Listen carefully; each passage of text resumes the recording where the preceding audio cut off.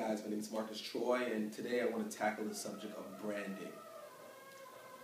A couple months ago, I got into a spat on Twitter, and it was about branding. You know, a guy by the name of Bucky didn't feel like we as people or individuals are brands. I strongly disagree. I feel that everything that we do reflects our personal brand and who we are. And each person's brand has what I would like to call social currency. And you can be poor in social currency, or you can be wealthy or rich in social currency. And that's all part of your brand.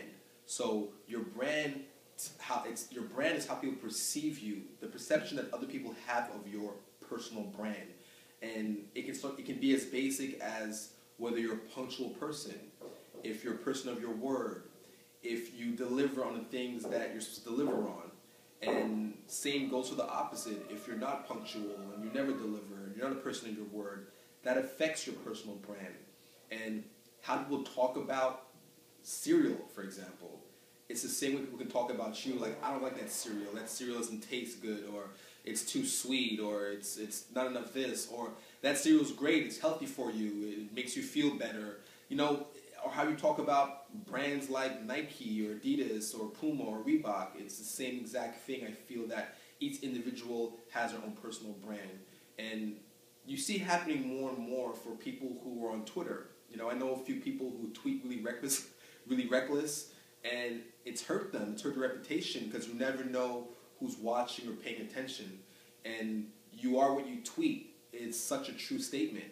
You might be thinking something off the cuff and you decide to share it with the world, and you're being irresponsible in what you're saying.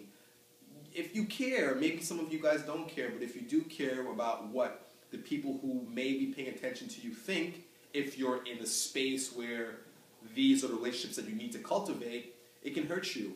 I speak to a lot of PR companies and people who work at brands, and they're always paying attention to people's personal brands. And you'd be surprised how many times they follow someone on Twitter or follow someone on Instagram or start paying attention to this person's social currency, and they're realizing how poor this person is. And it prevents them from ever working with this person because they can't do it, because they have to protect their brand. And a personal brand, think about if you have aspirations to work with I don't want to say legitimate, but yes, a legitimate brand. You have to think about, how does your brand and their brand mesh together? If they feel like as a personal brand, your brand is hazardous to what they're trying to accomplish, it can hurt you. So I think being aware of your social currency and the responsibility that you have out there in the social world, because everyone's paying attention to who we are, I think that you start to realize that you wouldn't say all the things that you say, or do all the things that you do, or tell the stories that you tell. You know, yesterday, someone on Twitter by the name of Young Saf, you know, he sent me a picture of this rapper who was caught doing something that just wasn't good for his personal brand.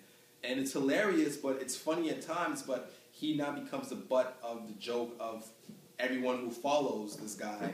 And, you know, sometimes those are things that can hurt your personal brand by twit-picking a picture you shouldn't be twit-picking, Instagram something you shouldn't be Instagramming, or tweeting something you shouldn't be tweeting. And we all have a responsibility, I believe, to make sure our social currency is good, that we're in good standing with the social world, and that we tweet and Instagram responsible. And I think that's an important part of building your brand. And you'll notice as you progress in this space of blogging and creativity and creating, you'll see how sometimes the things you've done in the past come back and haunt you because it's documented, it's there on the record.